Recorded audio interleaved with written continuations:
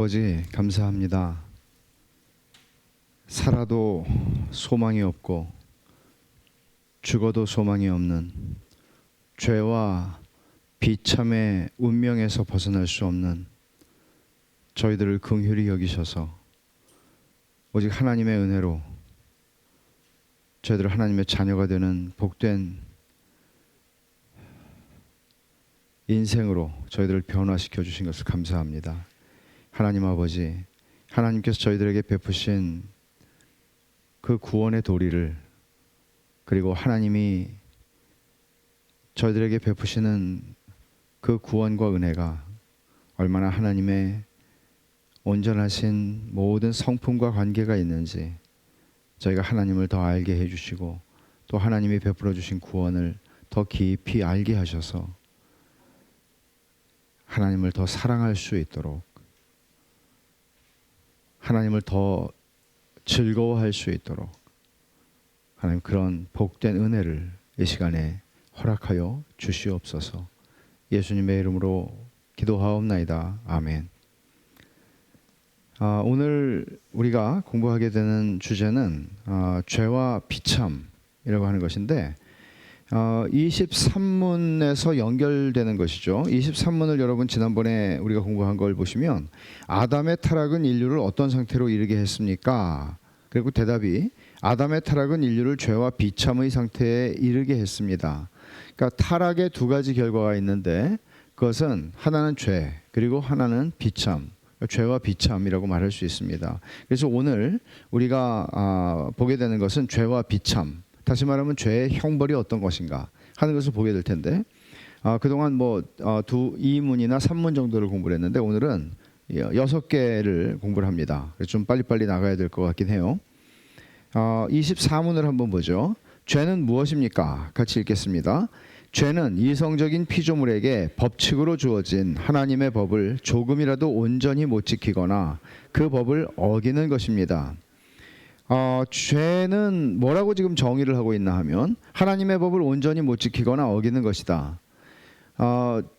죄를 이렇게 이게 정의는 옳아요. 근데 죄를 얘기할 때 그저 하고 하지 않는 것, 죄를 그렇게 단편적으로 마치 우리가 어떤 행위의 차원에서 이런 거죠. 술 마시는 것이 죄입니까? 11조 안 하는 것이 죄입니까? 이런 식의 do and don't 이런 식으로 이해를 하는 것이죠. 근데 이제 이런 것들을, 이거는 분명히 죄에 대한 가장 기본적인 정의입니다. 그러나 성경이 얘기하고 있는 것은 굉장히 풍성하죠. 그래서 예를 들어서 많은 사람들이 율법주의에 빠지게 되는 것은 하나님을 사랑하지 않고 하나님의 율법을 따라 행하는 것입니다. 그것은 무엇입니까? 죄죠. 그래서 예수님께서 율법을 뭐라고 가르치셨어요? 하나님을 사랑하고 이웃을 사랑하는 것이 율법이라고, 사랑하는 것으로 규정하셨죠. 그런 부분들을 놓치지 않고 이해를 하셔야 합니다. 근데 대상이 누군가 하면, 누가 그 법을 지키거나 지키지 않아야 하나 하면 이성적인 피조물이라고 얘기했죠. 그럼 이성적인 피조물이 뭐가 있나요? 사자가 이성적인 피조물인가요? 아니죠. 짐승 중에서는 그런 이성적인 피조물은 존재하지 않습니다. 그러면 사람이 이성적인 피조물입니다. 그리고 또 하나 있죠. 천사입니다. 천사도 이성적인 피조물입니다. 그래서 타락을 얘기할 때 천사의 타락을 얘기했고 사람의 타락을 얘기했잖아요. 천사도 타락할 수 있고 사람도 타락할 수 있는 것입니다. 그래서 우리가 천사에 대한 구절들은 살펴보지는 않겠습니다만은 이제 인간의 타락에 대해서 주로 이제 얘기를 하게 될 거예요.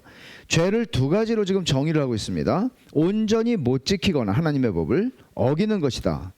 그럼 여러분, 하나님의 기준이 10계명에 보면은 하라 하지 말라로 되어 있는데 하라가 몇 개인지 아세요? 10개 중에? 모르죠? 세보면 알죠. 사실은 1계명은 뭐예요? 나 외에 다른 신을 내게 두지 마라, 이거죠. 안식일을 거룩히 지키라, 하라죠. 또 하나가 뭘까요? 내 부모를 공경하라, 두 가지입니다. 그럼 10계명에서 두 가지는 하라는 명령입니다. 그리고 우리가 나머지 하지 말라는 것이죠. 하지 말라.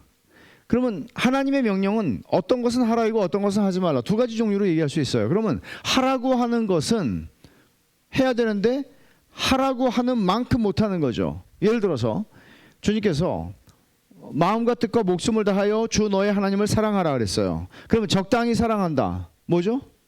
죄라고 얘기하는 겁니다. 적당히 사랑하는 걸 죄라고 얘기하는 거죠. 이웃을 어떻게 사랑하라고 그랬어요? 내 자신을 사랑하는 것처럼.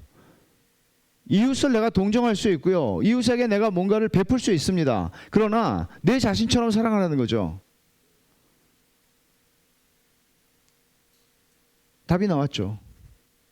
아, 죄인이구나. 우리는 하나님의 기준에 이를 수 없구나. 그러니까 하라는 명령에 대해서는 그 명령에 미치지 못하는 거죠. 하기는 하는데 못 미치는 거죠. 그리고 하지 말라는 명령에 대해서는 범하는 거죠. 너무 많이 나가는 거죠. 그러니까 여기까지만 와. 여기까지. 넘어오지 마. 근데 넘어가는 거예요. 이게 하지 말라죠. 여기까지 와야 돼. 못 가요. 여기까지 못 가요. 죄를 이렇게 두 가지로 얘기를 합니다. 소극적인 죄와 적극적인 죄라고 얘기를 하는 것입니다. 율법을 그러면 일반적으로 이제 율법을 세 가지로 나누죠. 시민법이 있고 의식법이 있고 도덕법이 있어요. 도덕법은 십계명으로 대표되는 것이죠. 그러면 시민법이라는 건 어떤 것입니까? 시민법은 이스라엘이 국가로서 존재했잖아요. 국가로서 존재했기 때문에 이스라엘이 하나님이 다스리시는 국가로서 존재할 때 그 나라의 민법, 형법 이런 것들 있잖아요. 이런 것들을 구약성경에서 우리는 보게 되죠. 안식일을 범하는 자를 죽여라. 또는 무당이나 신접한 자들을 죽여라. 이런 말씀들을 봅니다. 그러나 지금 우리가 살아가고 있는 이 현대사회는 대한민국이 기독교 국가가 아니고 대한민국에서 그러니까 지금 근본주의 이슬람들이 중동의 몇몇 나라들에서 그 이슬람 법을 국법으로 만드는 이 문제 때문에 많은 문제들이 생기잖아요. 근데 이제 그리스도인들은 그러면은 그리스도인들이 정말 우리나라가 기독교 국가가 되기를 바라야 하고 성경 말씀이 이 땅에서 법으로 시행되는 그런 나라가 되기를 바라야 하는가? 그런 것은 아닙니다. 그렇지는 않습니다. 그래서 이제 이 시민법이라고 하는 것은 사실은 이것은 성취가 된 것이죠. 그리스도 안에서. 나중에 하나님 나라에서 이루어질 것이에요. 하나님 나라가 완성될 때. 의식법 뭐죠? 제사법이에요. 제사법도 예수 그리스도께서 십자가에서 제사를 완성하심으로써 성취가 됩니다. 남아있는 건 도덕법이죠. 십계명으로 대표되는 도덕법. 유효합니다. 자, 25문을 봅시다. 그러니까 유효하다고 제가 말하는 것은 도덕법인 십계명에 대해서는 이 항목들이 유효하다는 것입니다. 죄에 대한 정의가. 자, 사람이 25문이에요. 사람이 타락한 상태에서 죄는 어떤 것이 있습니까? 같이 읽죠. 사람이 타락한 상태에서 죄는 원죄와 본죄, 자범죄가 있는데 원죄는 아담이 처음 지은 죄에 대한 죄책과 창조되었을 때 받은 의의 결핍과 본성 전체의 부패, 그리고 이로 말미암아 사람이 영적으로 선한 모든 것을 매우 싫어하고 행할 능력도 없으며 선한 모든 것에 거역하는 것, 그리고 마음이 악을 향해 전적으로 또 계속적으로 기울어지는 것을 말합니다. 본죄는 이 원죄로부터 나와 실행되는 모든 죄입니다. 자, 보세요. 원죄와 자범죄가 있다고 얘기를 하죠. 그럼 원죄를 세 가지로 얘기를 했습니다. 죄책이 있고요. 의의 결핍이 있고 본성이 부패했다. 부패했다는 건 오염됐다는 거죠. 오염됐다는 것은 몇 퍼센트가 오염됐느냐라고 얘기할 수 있지만 몇 퍼센트가 오염됐든지 그것은 예를 들어 물이 오염이 됐으면 마실 수 없죠. 왜냐하면 오염이 됐다고 얘기할 때는 몇 퍼센트야? 70%야? 20%야? 그렇지만 물 전체에 오염이 된 거잖아요. 그걸 얘기하는 겁니다. 그럼 죄책이 뭐예요? 죄책은 아담이 처음 지은 죄에 대한 죄책이라고 지금 이 답을 설명하고 있는데 아담의 죄에 대해서 우리가 공동의 책임을 진다는 거죠. 그건 지난번에 얘기했죠. 아담 안에서 우리 모두가 다 범죄한 것이다. 우리 이렇게 말할지 몰라요. 내가 만약에 아담의 자리에 있었다면 나는 절대로 죄를 지지 않았을 거야 라고 말하지만 사실은 그렇지 않습니다. 아담은 우리의 본성을 그대로 가지고 있었던 사람이었습니다. 우리는 게다가 죄가 없는 상태를 경험하지도 못한 존재들 아닙니까? 지금 죄를 경험하고 살아가는 사람들이란 말이죠. 죄책이 그렇고, 그래서 로마서 5장 12절 19절 고린도전서 15장 22절은 지난번에 우리가 읽은 말씀들인데 아담이 범죄했기 때문에 우리 모두가 다 범죄했다, 그런 말씀이죠. 의의 결핍이라고 얘기했어요. 원죄만 있는 게 아니라 원죄를 아담으로 인해서 우리가 가지고 태어나게 되죠. 그러나 사실은 하나님께서 범죄하기 전에 첫사람 아담에게는 원의를 주셨어요. 원래 의로움이 있었어요. 근데 이걸 우리 상실하게 된 거죠. 범죄함으로써.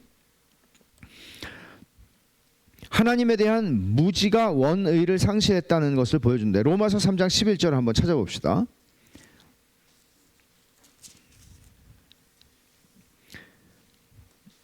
첫째는 하나님에 대한 무지이고, 두 번째는 선에 대한 무능과 무기력인데요. 로마서 3장 11절에서 깨닫는 자도 없고 하나님을 찾는 자도 없고, 이 말은 영적 무지를 얘기하는 것입니다. 하나님에 대해서는 그렇죠.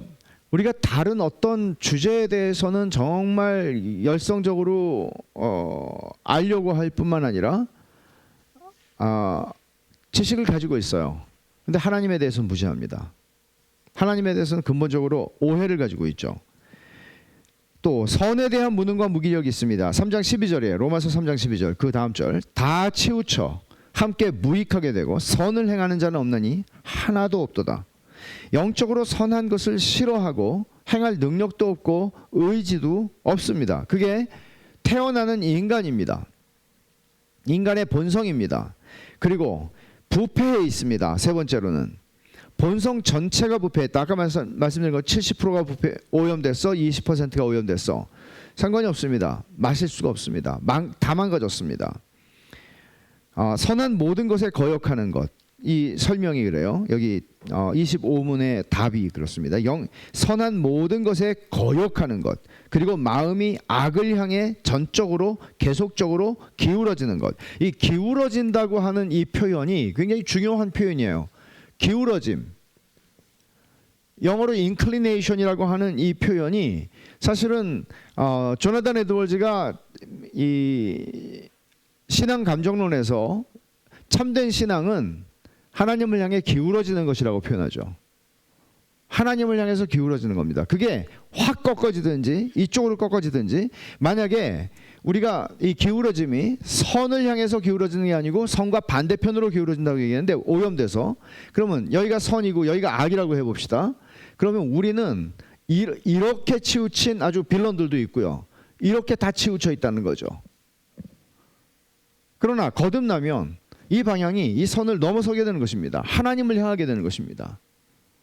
하나님을 향해서 기울어지는 겁니다. 이게 왜 그래요? 본성이 부패했고 오염되었기 때문입니다.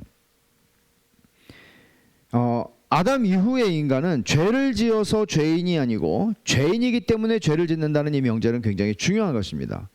죄를 져서 우리 아이가, 예쁜 아이가 2살이 되면서 말귀를 알아들으면서 거역하고 부모의 말을 듣지 않음으로써 죄인이 2살 때부터 되는 게 아니라 죄인이기 때문에 죄를 짓는 것입니다. 굉장히 중요한 것입니다. 원죄라고 하는 것은 마음 중심에 자리하고 있기 때문에 모든 자범죄의 원인, 근원이 됩니다. 마태복음 15장 19절 한번 읽어보죠.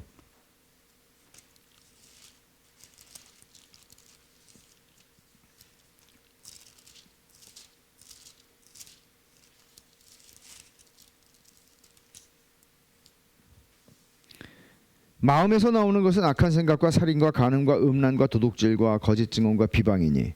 예수님께서 이렇게 말씀하세요. 마음에서 나오는 것이, 여기 보면 좋은 게 하나도 없어요.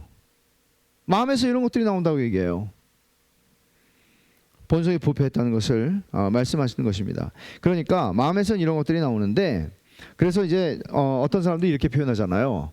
영어로 죄를 sin이라고 그러잖아요. 근데 원죄, 그러니까 우리 마음에서 나오는 걸 죄라고, sin이라고 얘기하면 sins, 이 복수를 붙여서 거기서 이제 나오는 모든 행위들, 하는 짓들, 범하는 범죄들, 그것들을 그렇게 표현하기도 합니다.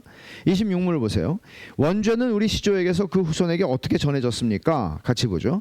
원죄는 우리 시조에게서 그 후손에게 자연적인 해산으로 전해지기 때문에 우리 시조에게서 이런 방법으로 태어나는 모든 후손은 죄 가운데 잉태되고 태어납니다. 원죄의 유전에 대해서 얘기를 하는 것입니다. 자연적인 해산으로 전해진다. 우리가 앞에 22문에서 본 것 여러분 생각나세요? 22문에서 이렇게 얘기했죠. 아담은 인류를 대표하는 자로서 하나님께서 아담과 맺은 언약은 아담만이 아니라 아담의 후손과 맺은 것이므로 보통의 출생으로 아담에게서 나오는 온 인류는 아담이 처음 죄를 지을 때 아담 안에서 죄를 짓고 아담과 함께 타락했습니다. 보통의 출생으로, 그러니까 정상적인 출생의 방법으로. 근데 여기 예외가 있다고 그랬잖아요. 예수님이죠. 성령으로 잉태하셔서 오셨기 때문에 예수님에게는 원죄가 유전되지 않았다는 것이잖아요. 그러니까 오늘 여기서 지금 하고 있는 얘기는 원죄가 유전되는 게 어떤 방식으로 유전되느냐. 출생을 통해서. 어떤 출생? 그냥 자연적인 정상적인 출생을 통해서 이루어진다는 것이죠. 다윗은 이런 고백을 합니다. 굉장히 이게 다윗이 그냥 자기가 회개를 하느라고 하는 말이 아니라 시편 51편에 보면 밧세바를 범하는 큰 범죄를 지은 다음에 또 그 남편인 우리아를 죽게 만들었죠. 그리고 그는 시편 51편에 이 회개의 기도를 드리게 되는데 5절을 보면 이렇게 표현합니다. 내가 죄악 중에서 출생하였으며 어머니가 죄 중에서 나를 잉태하였나이다. 그러면 이 말은 어머니가 어떤 잘못된 어떤 관계나 어떤 잘못된 어떤 범죄 속에서 나를 태어나게 했다, 그런 얘기 아니죠. 그 자체로 나는 태어날 때부터 죄인이었습니다. 성령께서 영감을 하셔서 이런 고백을 진리의 말씀으로 고백을 하는 것입니다. 이것은 단순히 다윗의 고백만이 아니라 모든 인류에게 해당되는 말씀입니다. 그래서 예수님은 육에서 난 것은 육이고 영에서 난 것은 영이다. 요한복음 3장 6절에 니고데모한테 그렇게 말씀하셨잖아요. 육에서 나는 건 다 육이에요. 다른 게 나올 수 없죠. 그런데 4세기의 신학자, 4세기지만은 사실은 5세기 초반까지 살았던 펠라기우스라고 하는 이 사람은 유명한 이단이죠. 고대에 어거스틴하고 아주 논쟁을 크게 벌였던 지금의 영국 브리타니아에 있던 신학자였었는데, 이 사람은 원죄를 부정을 합니다. 그러니까 기본적으로 성선설이에요.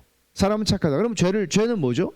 원죄로부터 나오는 게 죄잖아요. 자범죄가. 모든 자범죄는 원죄로부터 나오는 거잖아요. 근데 펠라기우스는 뭐라고 나오면 엄마 아빠한테 모방을 해서 배운다는 게, 죄는 모방을 통해서 배운다는 거예요.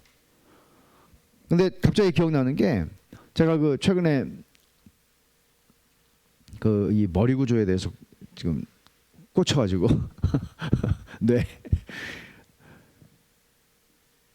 애들이 거울처럼 아기 때 적어도 18개월 2살 되기 전까지 거울처럼 엄마 아빠를 통해서 그걸 모방하면서 배운다는 거죠. 뇌 구조가 그렇게 된다는 거죠. 근데 굉장히 재밌어요. 그러면 펠라기우스는 아주 뇌를 연구해가지고 이런 걸 미리 알았구나. 그런 차원의 얘기를 하는 게 아닙니다. 사실은 그런 부분이 모방을 통하는 게 있죠. 그거는 이제 나중에 저렇게 설명할 수 있을 것 같아요. 제가 나중에 한번 그 얘기를 한번 할게요. 정확한 통계일지는 모르지만 왜 미국에서 그런 연구를 했다 그러잖아요. 조나단 에드워즈의 가계를 보니까 거기에는 뭐 아주 신학자도 많고 목사도 많고 정말 훌륭한 뭐 철학자도 나오고 아주 훌륭한 정치인도 나오고, 근데 어떤 그 당시 조나단 에드워즈가 같은 시대에 있던 강도의 이 후손들을 보니까 강도가 몇 명이고 도둑놈이 몇 명이고 이렇게 쭉 그렇게 나오더라. 근데 이제 이런 부분들도 약간의 어떤 설명을 할 수 있는 부분이 있긴 하지만은 기본적으로 펠라기우스는 죄라는 것은 원래부터 죄인이기 때문에 죄를 짓는 것이 아니라 선하게 태어나서 부모들을 통해서 배워서 죄를 짓는다, 이렇게 주장을 한 것입니다. 그러니까 예수님의 속죄도 사실은 필요가 없어요. 예수님은 모범으로서 우리에게 주어진 분이에요. 그러니까 예수님, 원수를 사랑하려면 예수님처럼 해야 되는구나. 사람을 사랑하는 건 예수님처럼 해야 되는구나. 자기를 희생하는 건 예수님처럼 해야 되는구나. 예수님을 통해서 모범을 배우라는 것이죠. 그렇다면 이건 기독교가 아니죠. 그래서 418년에 카르타고 공의회에서 이단으로 정죄를 받습니다. 이 사람은 근본적으로 행위 구원을 얘기할 수밖에 없는 것이죠. 은혜가 필요 없죠. 27문입니다. 타락으로 말미암아 인류는 어떻게 비참해졌습니까?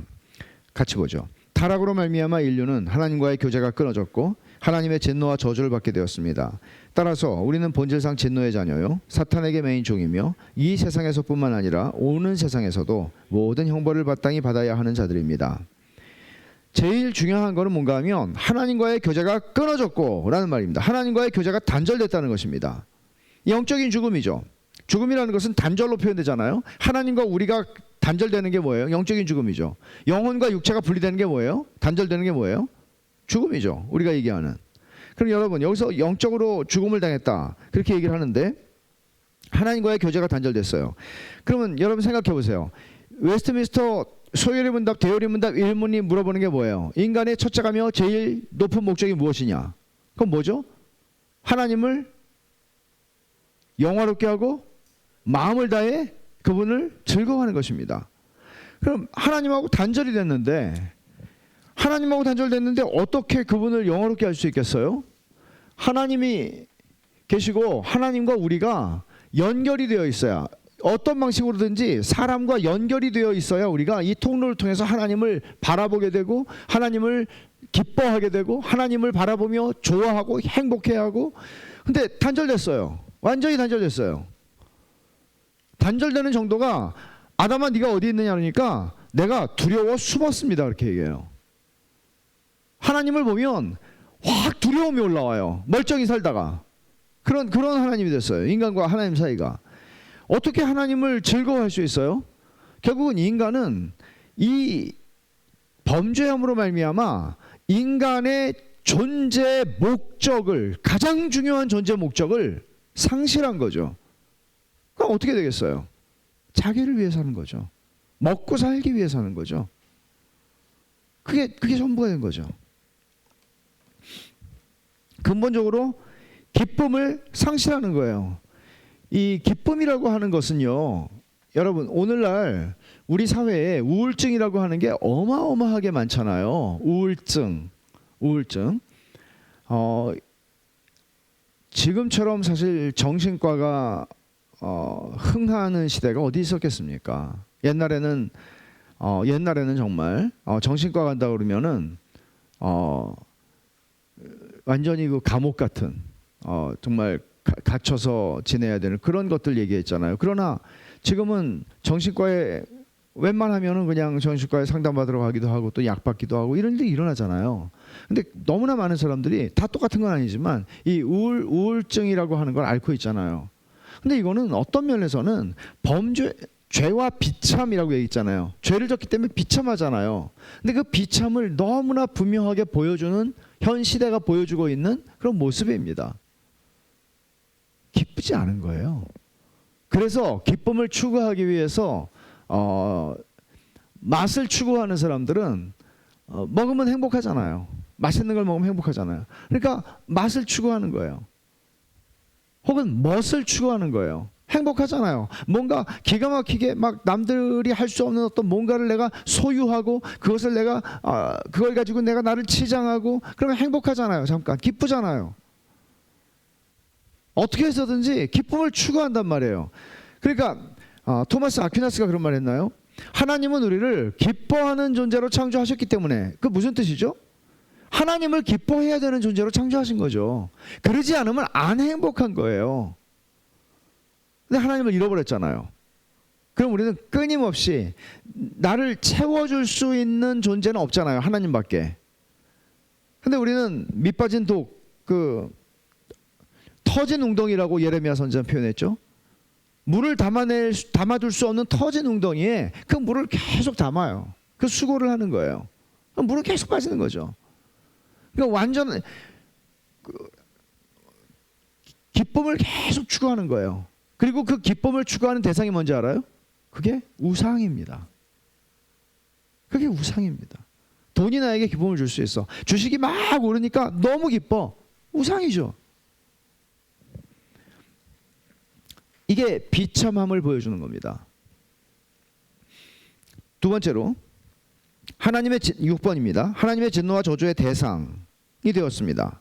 로마서 1장 18절 이 너무너무 유명한 말씀이에요. 로마서 1장 18절을 한번 찾아보세요.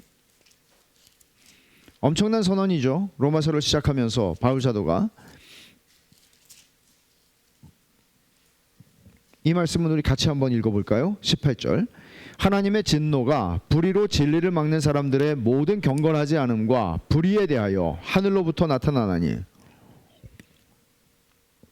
하나님의 진노가 불의로 진리를 막는 사람들의 모든 경건하지 않음과 불의에 대하여 하늘로부터 나타난다. 마치 하늘에서 하나님의 진노가 먹구름이 확 껴있을 때는 야, 이거 비가 뭐 확 쏟아지겠구나. 하나님의 진노가 쏟아질 준비를 하고 있는 것과 같은 모습을 지금 바울사도는 얘기하는 거거든요. 근데 누구를 향해서 그 진노가 쏟아진다고 얘기하죠? 모든 경건하지 않음과 불의. 누구의? 불의로 진리를 막는 사람들의. 그러면 두 가지예요. 하나는 불경건입니다. 그리고 또 하나는 불의예요. 불의. 불경건은 뭡니까? 종교적인 것이죠. 하나님과의 관계를 얘기하는 거죠. 하나님을 닮지 않는 것이죠. 그럼 하나님을 닮지 않는 데서 뭐가 나오죠? 순서가 굉장히 중요합니다. 불의가 나오죠. 의롭지 않은 우리의 삶의 행동과 태도와 모든 것들이 나오는 겁니다. 이게 세상이에요. 이게 죄와 비참에 빠진 세상을 향해서 하나님의 진노가 쏟아지고 있다고 얘기를 하는 것입니다. 그래서 에베소서 2장 3절을 보면 우리는 다 본질상 진노의 자녀다 그렇게 얘기를 하죠. 진노의 자녀라는 것은 뭐죠? 태어날 때부터 하나님의 진노를 받게 되어 있는 존재다 그런 얘기입니다. 그리고 골로새서 1장 13절이나 요한복음 8장 44절 한번 보죠. 요한복음 8장 44절. 예수님께서 바리새인들 유대인들을 향해서 굉장히 제가 볼 때는 가장 심한 말 중에 하나를 이들에게 하시는데, 예수님이 유대인들에게 요한복음 8장 44절 제가 읽습니다. 너희는 너희 아비 마귀에게서 났으니 너희 아비의 욕심대로 너희도 행하고자 하느니라. 부전자전이다 너희는. 근데 너희 아버지가 누군지 아니? 마귀야. 그러니까 욕이죠, 욕. 이 마귀 새끼라고 하는 욕이에요. 마귀의 새끼라고 하는 욕이에요. 그러니까 예수님이 이런 말씀을 지금 하시는 것은, 너희가 지금 행동하는 것은 전부 너희 아버지하고 똑같이 지금 너희는 행동하고 있어. 지금 그 얘기를 하는 거죠. 그래서 어거스틴이나 마틴 루터나 켈빈이나 이런 사람들은 우리가 가지고 있는 의지는, 그러니까 우리라고 말하는 건 아니고 자연인은 뭐라 그랬죠? 중생하지 않은 사람이에요. 그냥 태어나서 그냥 이렇게 사는 사람이에요. 엄마 뱃속에서 태어나서 사는 사람, 자연인이라고 그래요. 중생하지 않은 사람이에요. 자연인은 기본적으로 어디를 향하게 돼 있어요? 선을 행하지 않고 악을 행하게 돼 있어요. 계속해서. 근데 마귀에게 매여 있다고 그래요. 마귀의 종노릇을 하는 것입니다. 노예 의지라고 그랬어요. 그래서 자유 의지를 그들은 가지고 있지 않고 노예 의지를 가지고 있다. 세 번째, 이 세상과 오는 세상에서 모든 형벌을 받을 자들이다 라고 얘기합니다. 이 세상에서 받는 형벌이 있고 오는 세상에서 받는 형벌이 있어요. 그건 다음 질문에서 다루게 될 것입니다. 근데 이제 현대인들에게 있어서 너무너무 이 문제가 되는 건 죄를 질병으로 이해하는 것입니다. 죄를 질병으로 이해하는 거죠. 조금 개선할 수 있는, 좀 고쳐질 수도 있는 질병으로 보는 관점입니다. 그러나 성경은 그렇게 보지 않습니다. 질병은 내가 병으로 말미암아, 바이러스로 말미암아 피해를 당한 거잖아요. 질병을 당한 거예요. 공격을 당한 거잖아요. 근데 성경이 얘기하는 죄는 하나님을 향하여 공격을 한 것입니다. 하나님의 영광을 훼손한 것이고 적극적으로 하나님을 모독한 것입니다. 질병이 아닙니다. 그래서 영원한 죽음과 형벌을 초래할 수밖에 없습니다. 책임을 지는 것이죠. 죄책에 있는 것이죠. 근데 놀라운 거는요, 이 자유주의 기독교,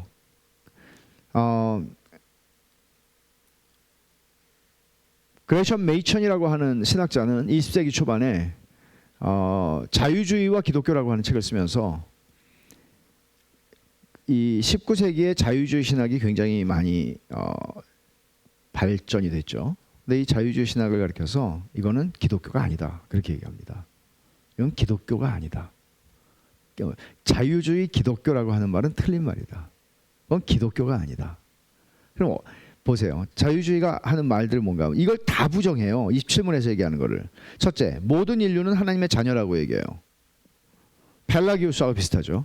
모든 사람들은 다 착하게 하나님의 자녀다. 두 번째, 여러분 이런 표현들을 여러분들이 교리를 배우시고 성경을 배우면 이런 표현들을 정확하게 해야 돼요. 하나님은 모든 사람들의 아버지시다. 성경 그렇게 말하지 않죠. 누구든지 예수 그리스도를 믿는 자마다, 영접하는 자마다 하나님의 자녀가 되는 권세를 주신다. 그렇게 얘기합니다. 그다음에 두 번째, 하나님의 진노는 사랑이신 하나님을 욕되게 하는 개념이다. 그래서 자유주의 신학자들이 절대로 받아들이지 않는 개념 중에 하나가 뭔가 하면 진노예요. 진노. 하나님의 진노. 성경에서 하나님의 진노라고 하는 말들이 나오면은 이것들을 다 그 의미를 좋은 어감을 가질 수 있도록 고칩니다. 진노라고 하는 이 말. 그래서 그 예를 들어서 뭐 로마서 3장 25절 같은 경우가 대표적인 예인데, 영어 성경에서는 이런 것들이 되게 명확하게 나오는 편이에요. 성경에서는 예를 들어서 로마서 3장 25절, 지금 그걸 설명을 깊이 할 수는 없지만 화목제물이라고 표현을 한다면 자유주의자들은 속죄제물이라고 표현합니다. 이게 어떤 차이가 있나 하면은 이 하나님의 진노는 이렇게 이 화목제물이 의미하는 것은 그 진노를 완전히 그 하나님의 진노하시는 감정을 다 풀어드린다는 개념이에요. 그러나 속죄제물이라고 하는 의미는 영어 성경에서는 이제 이렇게 expiation이라고 표현을 하기도 하고, 이게 속죄제물이라는 의미로 번역을 할 수 있는 말이에요. 근데 이 말은 어떤 의미인가 하면 배상한다는 개념이에요. 그러니까 하나님한테 죄인들이 잘못했으니까 잘못한 것에 대해서 배상을 하고 깨끗하게 끝나는 거죠. 그러니까 하나님이 어떻게 분노를 하실 수 있냐고. 여러분 그런 생각하지 않아요? 분노하는 사람을 보면 좀 추하지 않아요? 아니 어떻게 저렇게 분노를 할 수 있지? 우리들도 다 분노하잖아요. 근데 내가 분노할 때 보면 좀 부끄럽지 않나요? 내가 너무 우리 아들한테 분노를 했구나. 혹은 분노를 할 때는 너무 좀 좋아 보이지 않죠. 그러니까 하나님에게도 그런 식으로 생각하는 거죠. 그러나 하나님의 진노라고 하는 개념은 우리는 분노를 하면 죄를 져요, 일반적으로. 그렇지만 하나님은 범죄하지 않고 정당하게 분노하시는 거예요. 왜? 거룩하시고 의로우시니까. 죄에 대해서 분노하지 않으신다면 어떻게 그분이 거룩하신 하나님이에요?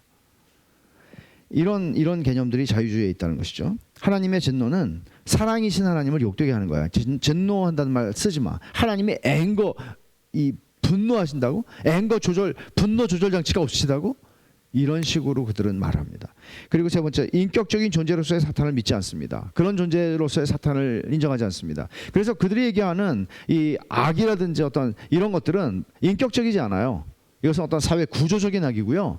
이런 식으로 설명하는 것입니다. 그 다음에 네 번째, 죄는 질병이나 사회적 개념으로 이해를 하는 것입니다. 그래서 사실 여러분 우리가 사는 시대에서는 이런 식으로 이해하는 사람들이 부지기수입니다. 그러나 성경이 무엇을 말하고 있는지를 여러분 분명하게 이해를 하고 배우셔야 합니다. 28문입니다. 이 세상에서 받는 죄의 형벌은 무엇입니까? 같이 보죠. 이 세상에서 받는 죄의 형벌은 내적으로는 지성이 어두워지는 것, 타락한 마음대로 내버려지는 것, 미혹에 빠지는 것, 마음이 완악해지는 것, 양심은 공포로 가득한 것, 더러운 정욕에 사로잡히는 것이며, 외적으로는 우리 때문에 피조물들이 하나님의 저주를 받은 것과 모든 악이 우리의 몸과 이름과 소유와 관계와 노동에 미치는 것, 그리고 죽음 그 자체입니다. 내적인 형벌과 외적인 형벌을 얘기를 하는데 이게 이제 비참한 거죠. 형벌을 받는다는 것은 비참한 것이죠. 첫째, 내적인 죄의 형벌 뭔가 하면 지성이 어두워진다. 에베소서 4장 18절 한번 찾아봅시다.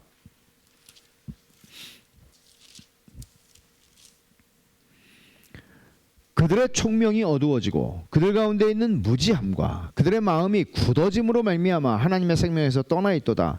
이게 범죄한 자연인들이 가지고 있는 것을 지금 표현한 것입니다. 지성이 어두워지는 것입니다. 그럼 이런 질문을 할 수 있잖아요. 노벨 물리학상 받은 사람들은 넌크리스찬이 많겠죠. 크리스찬도 있겠지만 많겠죠. 그 사람들은 뭐죠? 또 우리 사회에서 어떤 학계에서 어떤 지적인 성취를 이룬 사람들이 다 그러면 그리스도인이어야 한다는 소리입니까? 이런 말 할 수 있죠. 그러나 분명히 여기서 얘기하는 것은 아까 우리가 얘기한 것과도 통하는 것인데, 하나님을 깨닫는 자가 없고 찾는 자가 없다. 영적인 무지와도 연결되는 것입니다. 그러니까 우리의 지성이라고 하는 것은요, 하나님께서 주신 지성은 사실은 우리는 이렇게 생각하잖아요. 우리는 육신을 입고 있는 사람들이에요. 그리고 하나님께서는 세상을 지으셨어요. 이 세상을 지으셨어요. 이 세상은 거의 물질로 이루어진 세상입니다. 그러나 하나님이 지으신 천사들은 어떤 존재죠? 초자연적인 존재들이죠. 하나님은 어떤 분이시죠? 하나님은 육을 가지고 계시나요? 물론 예수님께서 사람이 되셔서 지금도 사람의 몸을 인성을 입고 계시는 것으로 우리는 믿습니다. 성경이 말씀하고 있는 대로. 그러나 하나님은 본질적으로 영이십니다. 초자연적인 존재이십니다. 그러면 우리는 지성이라고 하는 것을 어떤 한 영역에, 물질이라고 하는 한 영역에다가 국한시켜서 생각하는 것이 아니라, 사실 우리 지성은 통합적이고, 우리 지성은 하나님을 아는 것이나 이 세상에 하나님이 창조하신 창조 세계를 아는 것이나, 전체적으로 우리는 하나님이 알만한 지식을 우리에게 주셨습니다. 그러나 이것이 현저하게 무너져 버리는 거죠. 편향돼 버리는 것이죠. 지성이 어두워집니다. 이런 의미에서는 그리스도인이 중생하고 하나님을 즐거워하고 그럴 때 그의 지성도 깨어납니다. 그 지성은 단순히 하나님을 아는 지식이라고 하는 영적인 초자연적인 것에 대한 지식만으로 국한되지 않습니다. 전체적으로 깨어납니다. 지혜로워지는 것이죠. 타락한 마음대로, 두 번째, 타락한 마음대로 내버려둠을 당한다. 로마서 1장 가보겠습니다. 28절, 또한 그들이 마음에 하나님 두기를 싫어하며, 이 죄인의 마음이죠. 본성이죠. 하나님 두기를 싫어해요. 마음에. 하나님께서 그들을 그 상실한 마음대로 내버려 두사라고 말하죠. 상실한 마음대로 내버려 두시는 거, 이게 지금 타락한 마음대로 내버려둠을 당한다라고 표현한 거예요. 여기 상실한 마음이라고 할 때, 이 상실한이라고 하는 말은 헬라어의 이 원의미는 가치가 없다는 거예요. 무가치하고 자격을 상실했다는 것입니다. 그러니까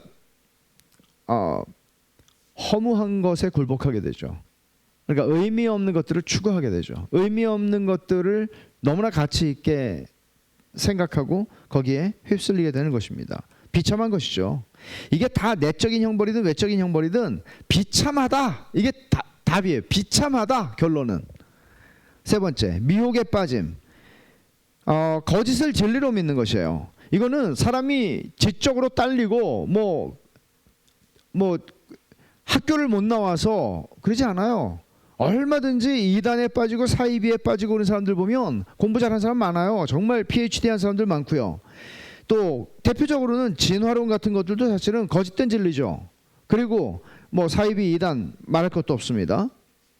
데살로니가 후서 2장을 잠깐 보면 이 말씀을 한번 봅시다. 데살로니가 후서 2장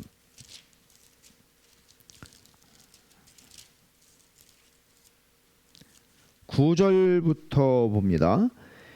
악한 자의 나타남은 사탄의 활동을 따라 모든 능력과 표적과 거짓 기적과, 사탄이 이제 말세에 능력을 행한다, 표적을 행한다, 거짓 기적을 행한다 얘기합니다. 10절, 불의의 모든 속임으로 멸망하는 자들에게 있으리니 이는 그들이 진리의 사랑을 받지 아니하여 구원함을 받지 못함이라. 그러니까 이 마귀의 기적을 행하는 역사들이 막 일어나는데 그것들이 누구에게 통하나 하면 멸망할 자들에게 통한다는 거죠. 10절에 보면. 근데 그들이 그렇게 통하는 이유가 뭔가 하면 진리의 사랑을 받지 않았다. 이 말의 의미는 이런 거예요. 그들이 진리를 사랑하지 않았기 때문이다. 그러니까 그들은 진리를 사랑하지 않아요. 그럼 뭘 사랑하죠? 기적을 사랑하죠. 기적을 사랑하는 거예요. 현상을 사랑하는 거예요. 그래서 11절에 뭐라고 얘기합니까? 이러므로 하나님이 미혹의 역사를 그들에게 보내사 거짓 것을 믿게 하신다.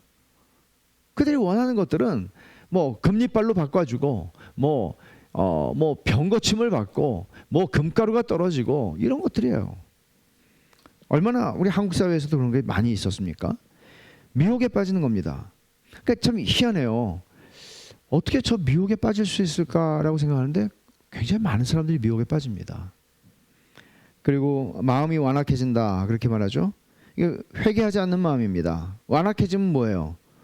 바로를 보세요. 바로가 대표적인 사람인데 고집스럽게 끝까지 복종하지 않는 거예요. 죽으면 죽을지언정. 신하들이 그러죠. 바로요, 이제 우리나라 풍지박산 났습니다. 망합니다. 경제가 무너졌습니다. 근데도 고집 부리죠. 끝까지 고집을 부리죠. 회개하지 않습니다. 이게 우리가 요한계시록에서도 봤잖아요. 하나님의 7인 심판이 진행될 때, 또 7 나팔 심판이 진행될 때, 7 대접 심판이 진행될 때 회개하지 않습니다. 그게 그들의 특징입니다. 비참한 거죠. 양심이 공포로 가득해집니다. 형벌에 대한 자연적인 두려움이 있죠. 가인이 아벨을, 동생 아벨을 죽이고 나서 가인에게 임했던 거예요. 가인의 마음에 임했던 게 뭐예요? 두려움이었습니다. 하나님 두렵습니다. 누가 날 죽이면 어떡합니까? 그거죠. 그 가인에게 있었던 원초적인 두려움, 이미 이전에 그 아버지가 범죄했을 때 아담에게 있었던 그 두려움, 두려워하여 숨었나이다. 이 두려움들이 모든 죄로 말미암아 비참함 가운데 살아가는 모든 사람들의 마음속에는 이 공포가 있는 것입니다. 또 더러운 정욕에 사로잡히는 것입니다. 그래서 로마서 1장 26절에 다시 한번 우리 찾아가 볼까요? 로마서 1장 26절.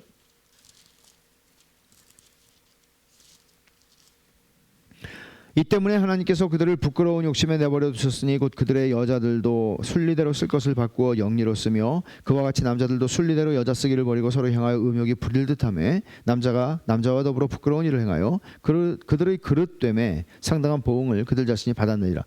그러니까 그들이 그렇게 동성애 얘기를 하는 거죠. 그들이 그렇게 행하고 있는 비뚤어진 욕구들, 그리고 그 욕구들 따라 살아가는 것들, 그 자체가 이미 비참하다고 말하는 거예요. 그 자체가 이미 심판이라고 말하는 것이죠.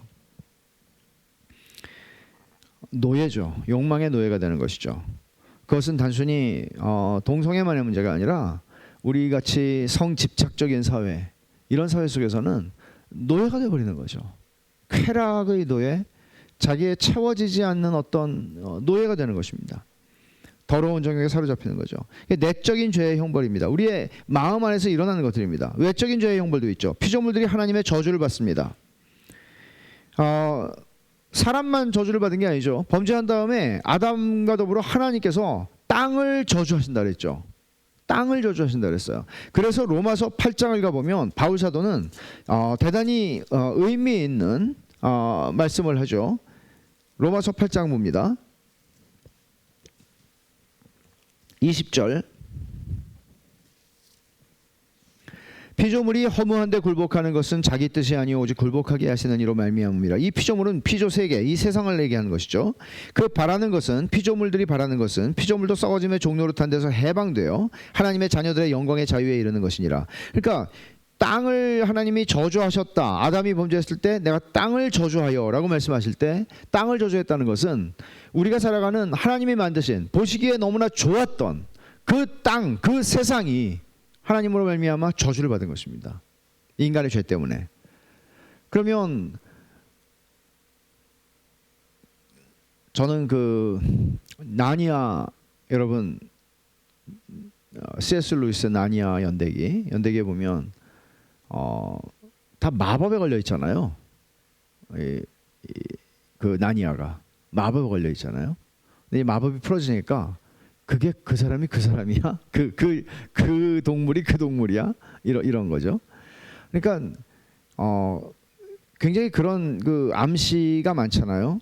그러니까 피조물들이 다 지금은 저주에 걸려 있는 상태예요, 사실은.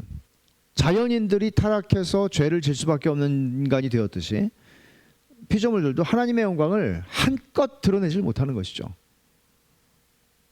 그럼에도 불구하고 우리가 뭐 나이아가라 폭포를 보든지 무슨 뭐 알프스를 보든지 뭔가 이 세상의 자연의 정말 대단한 것들을 볼 때는 야, 참 아름다워라 주님의 세계는, 이 노래하잖아요. 근데 이 저주에서 풀리게 되면 이 피조 세계가, 그럼 여러분 우리가 정말 얼마나 놀라겠습니까? 얼마나 놀라겠어요. 상상도 할 수가 없는 것이죠. 상상도. 그 다음에 말씀 보면 그러니까 피조물들이 하나님의 자녀들의 영광의 자유에 이르는 것이다. 그러니까 하나님의 자녀들이 영화롭게 될 때에는 피조물들이 이제 풀려나게 되는 것이죠. 그래서 22절에 피조물이 다 이제까지 함께 탄식하며 함께 고통을 겪고 있는 것을 우리가 아느니라. 그러니까 피조물들이 지금 탄식하고 고통받고 있다는 것을 바울은 얘기하는 것입니다. 왜? 인간의 죄 때문에. 그게 외적인 것이죠. 그래서 자연 재해가 일어나고 자연에 의해서 인간이 죽임을 당하게 되고 이런 일이 얼마나 많이 일어납니까? 자, 그 다음에 악이 우리 몸과 이름과 소유와 관계와 노동에 미친다. 이거는 모든 영역에 미친다는 것이죠. 악이. 이게 신명기 28장 15절에서 18절인데 잠깐 읽어볼까요? 이 유명한 말씀이죠. 신명기 28장 복과 저주에 대한 말씀인데 저주에 대한 말씀입니다. 이 부분은 15절부터 18절이에요. 제가 읽습니다.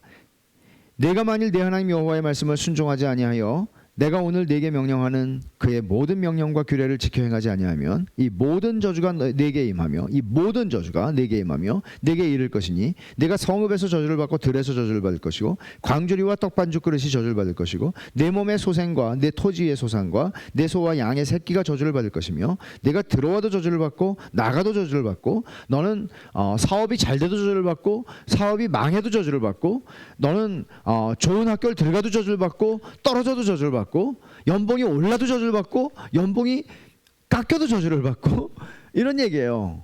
근데 여기 쭉 읽어보면 무시무시하죠. 28절을 보세요. 여호와께서 또 너를 미치는 것과 눈머는 것과 정신병으로 치시리니. 무시무시한 얘기들이에요. 모든 영역에. 전반적으로는 우리 사회가 아까 제가 얘기한 거죠. 전반적으로 우리 사회가 경험하고 있는 것이죠. 뭐 이게 정글인가 싶을 정도로 사람이 사람을 무서워하는 세상이 됐잖아요. 그리고 죽음 자체 영원한 죽음이죠. 영원한 죽음. 죽음으로써 지옥의 형벌이 기다리고 있는 것이죠. 하지만 신자의 죽음은 다릅니다. 신자들도 어차피 죽죠. 신자들도 죽지만 이 죽음은 신자에게 있어서는 이제는 영생으로 들어가는 문입니다. 영광의 문입니다. 그런 의미에서 신자들의 죽음은 영광스럽습니다. 기대할 만합니다. 29문 오는 세상에서 받는 죄의 형벌은 무엇입니까? 같이 보죠. 오는 세상에서 받는 죄의 형벌은 위로를 주시는 하나님에게서 영원히 분리되고 꺼지지 않는 지옥의 불에서 영혼과 몸이 더할 수 없는 고통을 영원히 받는 것입니다. 그러니까 위로를 주시는 하나님으로부터의 영원한 분리가 일어나는 거예요. 아담이 범죄했을 때 하나님과 분리가 됐잖아요. 근데 영원한 분리가 일어난다는 의미는 뭔가 하면 이 세상에서는 오는 세상에서 받는 죄의 형벌 얘기하잖아요. 조금 아까 28문은 이 세상에서 받는 죄의 형벌을 내적으로 외적으로 얘기한 것이고 29문은 오는 세상에서 죽은 다음에 영원한 분리가 일어나요. 지금 이 세상에서는 그 분리가 완전하게 일어나지 않았기 때문에 마태복음 5장 45절에 보면 하나님이 햇빛을 주시는데 악인에게도 주시고 선인에게도 주신다 그러잖아요. 비를 주시는 것도 농사 짓는 땅이 있는데 예수 믿는 사람의 밭에만 비가 오고 예수 안 믿는 사람의 밭에는 비가 안 오고 그러지 않아요. 동일하게 주신다 그러죠. 그러나 영원한 분리가 일어날 때는 더 이상 그렇게 되지 않습니다. 영원한 지옥의 고통은 표현하기를 꺼지지 않는 지옥의 불에서 영혼과 몸이 더할 수 없는 고통을 영원히 받는 것이라고 얘기하죠.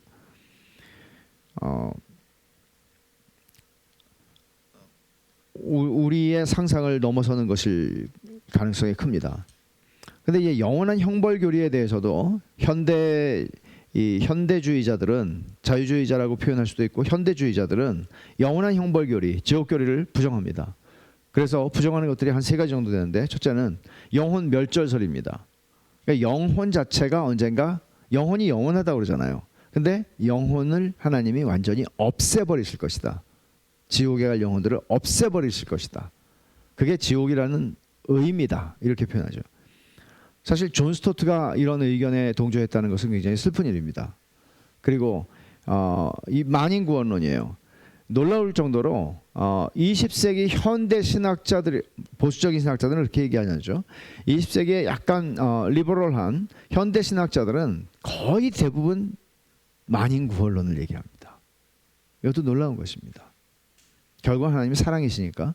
그래서 전에 한 10년 전쯤에 미국의 복음주의 안에 랍 베리라고 하는 목사가 있었는데 굉장히 성장하는 교회의 목사입니다. 이 랍 베리 쓴 책 Love Wins, 사랑이 이긴다라는 책이 있었죠. 그래서 결국은 하나님의 사랑이 모든 것을 덮을 것이다. 굉장히 위험한 책이었습니다. 교훈과 적용입니다. 불신의 상태에 있다면, 우리가 이 말씀을 지금 배우고 있는데 내가 지금 거듭나지 않은 불신자라면, 내가 아직 자연인이라면 하나님의 진노가 머물러 있는 것입니다. 그러니까 첫 번째로는 절망해야 합니다. 만약에 이게 사실이라면 절망해야 마땅합니다. 그리고 절망하는 것에서 끝나지 않고 희망을 제시하는 거죠. 성경은 그리스도를 갈망하는 것입니다. 구주를 갈망하는 것입니다. 신자들이라면 이 비참의 상태를 생각해야 합니다. 여러분 생각해 보세요. 우리는 정상적으로 그냥 그대로 놔뒀으면 이 비참한 것을 내적으로 외적으로 그리고 영원토록 피할 길이 없습니다. 우리는 이거를 기억해야 합니다. 우리가 어디로부터 구원을 받았는지를 기억해야 합니다. 그래서 하나님께서는 이스라엘 백성들에게 애굽을 기억하라고, 너희가 애굽에서 나그네 됐었잖아. 너희가 애굽에 종살이하고 있었잖아. 노예였잖아. 기억하라고 얘기하는 거죠. 기억하는 것은 우리 신앙에서 굉장히 중요한 일입니다. 그렇게 할 때 우리는 그리스도의 구속의 은혜를 풍성하게 누릴 수 있는 것입니다. 그래서 히브리서 우리 12장 한번 찾아봅시다. 히브리서 12장 28절. 그러므로 우리가 흔들리지 않는 나라를 받았은즉 은혜를 받자. 이로 말미암아 경건함과 두려움으로 하나님을 기쁘시게 섬길지니 우리 하나님은 소멸하는 불이심이라. 은혜를 받자. 이 말은 감사하자, 감사를 드리자, 이런 말이에요. 우리가 흔들리지 않는 나라를, 견고한 구원을 받았단 말이에요. 그러면 이제는 우리는 감사하자. 굉장히 중요한 거죠. 그리스도인의 삶은 본질적으로 감사가 넘치는 삶일 수밖에 없다는 게 맞는 말입니다. 왜냐하면 이런 비참함으로부터 건져내셨기 때문이죠. 그리고 하나님을 기쁘시게, 두려움으로 기쁘시게 섬기라고 히브리서 기자는 말합니다. 두 번째, 그리스도 안에서 주어진 하늘에 속한 모든 신령한 복을 주었다고 에베소 1장 3절에 말하는데, 그 하늘에 속한, 근데 어디서? 그리스도 안에서 주어진 거죠. 그 신령한 복을 누리라는 것입니다. 그걸 어떻게 누릴 수 있어요? 그 복이 무엇인지 어떻게 알아요? 성경을 통해서 우리는 그것을 발견하고 깨닫고 그것을 만끽하는 것입니다. 그리고 마지막으로 예수님께서 제자들에게 주신 말씀, 요한복음 15장의 몇 절을 제가 읽습니다. 15장 4절부터 주님은 이렇게 마지막 시간을 제자들과 보내면서 말씀하십니다. 15장 4절. 내 안에 거하라. 나도 너희 안에 거하리라. 가지가 포도나무에 붙어있지 아니하면 스스로 열매를 맺을 수 없음 같이 너희도 내 안에 있지 아니하면 그러하리라. 나는 포도나무여 너희는 가지라. 그가 내 안에 내가 그 안에 거하면 사람이 열매를 많이 맺나니 나를 떠나서 너희가 아무것도 할 수 없습니다. 사람이 내 안에 거하지 아니하면 가지처럼 밖에 버려져 마르나니 사람들이 그것을 모아다가 불에 던져 사르느니라. 너희가 내 안에 거하고 내 말이 너희 안에 거하면 무엇이든지 원하는 대로 구하라. 그리하면 이루리라. 내 안에 거하라. 왜? 에베소서 1장 3절에서 말한 것처럼 우리가 이 비참으로부터, 죄와 비참으로부터 벗어날 수 있는 것은 오직 그리스도 안에서입니다. 우리가 어떤 선행을 했기 때문이 아니고 우리가 어떤 스스로를 구원할 수 있는 능력이 있었기 때문에 빠져나온 거 아닙니다.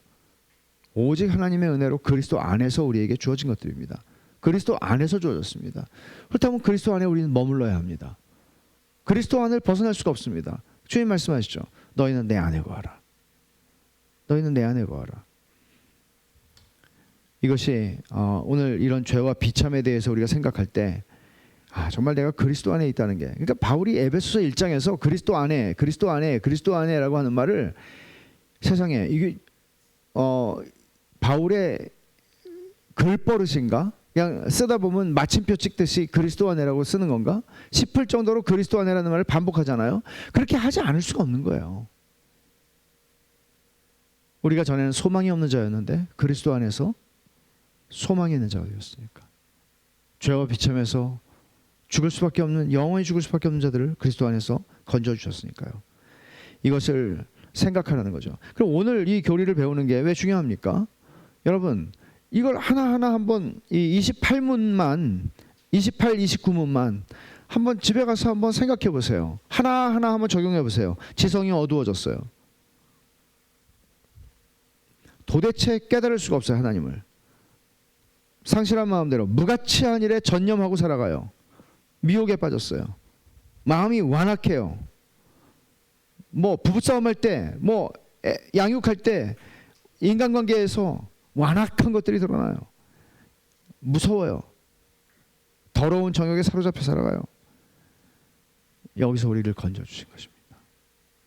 이것뿐만 아니잖아요. 영원토록 더할 수 없는 고통을 영원히 받는 지옥에서 우리를 건져내신 것입니다. 생각하셔야 합니다. 우리는 멀쩡히 괜찮은데 살아가다가 하나님이 우리를 지금도 괜찮은데 하나님이 우리를 더 좋은 자리로 승진시켜 주셨다. 아닙니다. 혹시 오늘 말씀에서 질문이 있으면 하나만 질문이 혹시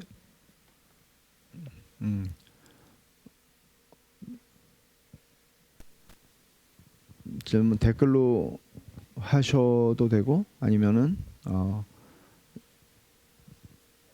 네. 그러면 시간 오늘은 양이 많아가지고 그냥 시간 1시간 쳤네요. 온라인은 마치고요. 기도회를